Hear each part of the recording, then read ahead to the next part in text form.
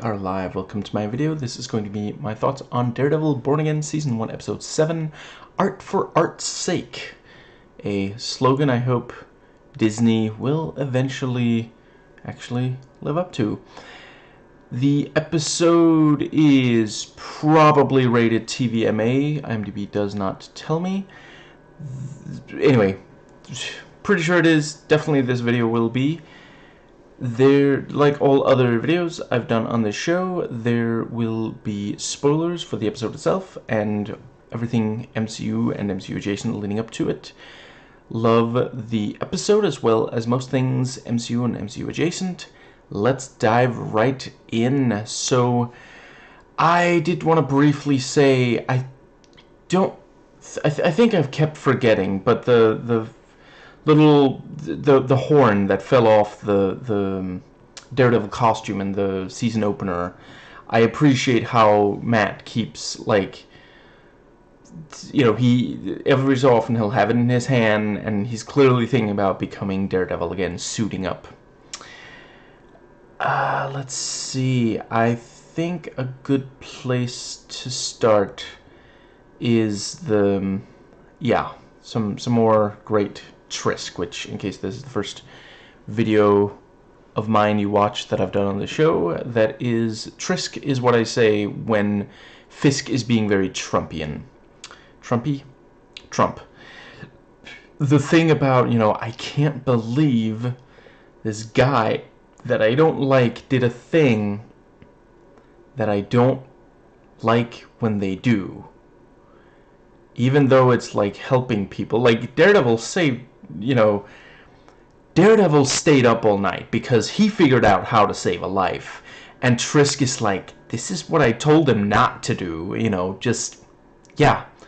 Like, that is something I've definitely noticed about Trump. One of the things that bothers him the most is when someone does a good thing that Trump didn't want them doing. Like, he gets real angry about that, much more so than when someone does something bad.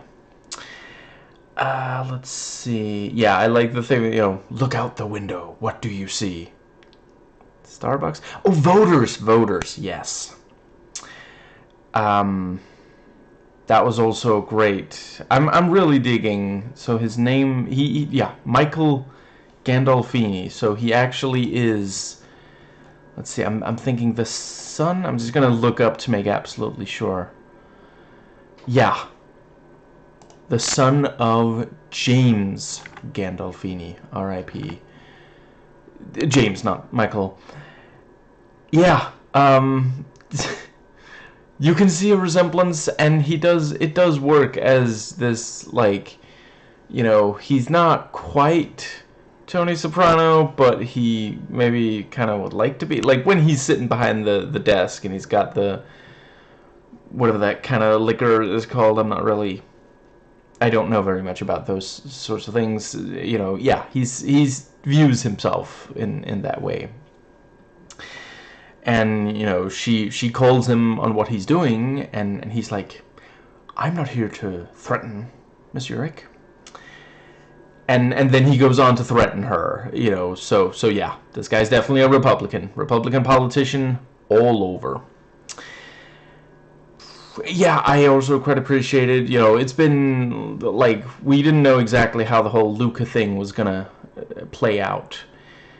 You know, you know, he is obviously still very, he's not fond of the situation, you know. He is this thing of, like, you know, 2.8 million, and every single time he gets water on his skin, he turns back into a sea monster.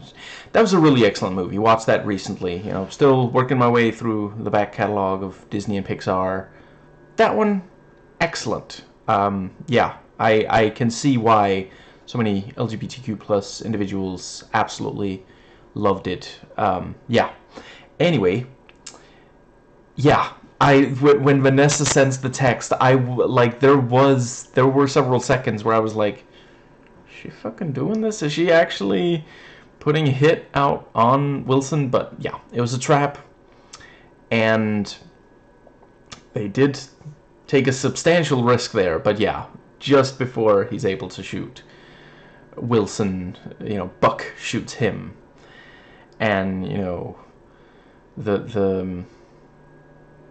yeah, unscrews the silencer, and then Wilson confirms, yeah, he knows Vanessa is the one who said, it really was planned. It wasn't just, and because he's like, would you call Vanessa and find out if she would like me to bring home something fancy that I already forgot the name for? And Buck is like, I will get right on it as soon as I ice my hand. I should not have touched the silencer right after firing the gun. And yeah, Trisk taking credit, is like, see, I told you I would protect the city, and my gang showed up to cuff the dead guy, I guess, and like, they didn't even have to stabilize Heather. Daredevil did that as well. Yeah, it seems like they've gotten to a place where they understand how to film and edit the fights. I wouldn't have minded if it went on for at least a little bit longer, but it was a really good fight. And yeah, Daredevil swinging in through the window, awesome. I had heard a rumor. I guess it was to get us to lower our guard, maybe, or maybe it was just untrue, but I had heard that Muse would be in more of the show than this. I'm okay with it being, if he really is truly dead now, it's a comic book adaptation. While sometimes dead is better, a lot of them don't stay dead, I do think that they could have gotten more out of Muse. Again, I haven't really read the comics that Muse is in, but it seems like very quick, getting rid of him. I wouldn't have minded, like, at least one entire episode that really focuses very heavily on, people are terrified of Muse, and, like, Matt found him pretty quickly once, it really did just take Angela guilting him. Catholic guilt never fails, and yeah, that was pretty much it. Like, early in the episode, Matt says, oh, he's gonna go into survival mode. I'm like, I want to fucking see that. I want to see him in this, but no, it's just, murder-suicide kind of thing with Heather. Let's see. I do appreciate they didn't drag out forever revealing. Let's see. Yeah, Hunter Doohan did indeed portray Muse here. Like, they didn't even bother with a red herring. Like, the moment you saw him at the book signing, he's like, I need help. It's like, oh, so he's Muse, right? Like, it couldn't have been more obvious. Like, he legit might as well have been like, I'm having my friend, someone I know, not even that well, asked me to ask you how to stop bloodletting and using blood for paint? Is that anything? Can I get an appointment? Just, like, couldn't have been more obvious. So I do appreciate that they didn't spend forever pretending like we couldn't see that coming. Yeah, hearing about his background, chilling stuff. Let's see. I think. Yeah, and there was a very, very real, like, Dr. Lecter vibe going on there, and then he gets a nosebleed because suddenly I'm watching Valentine. Yeah, that's what that movie's called. How, like, once he's up, blood, you know, wipes it off, and then he starts painting, and she's like, about that painting, how the fuck was there that much blood? Like, it looked like just a little bit, but he's like full on painting. Was there like some kind of miscommunication between the makeup department and the, I guess, prop department for the, yeah. It was effective. It was disturbing. Let's see. I think that might more or less, right, before I do have more to say about Muse, I did just briefly want to make sure I say I like the thing with Heather, you know, calling Matt on, you know, something's different.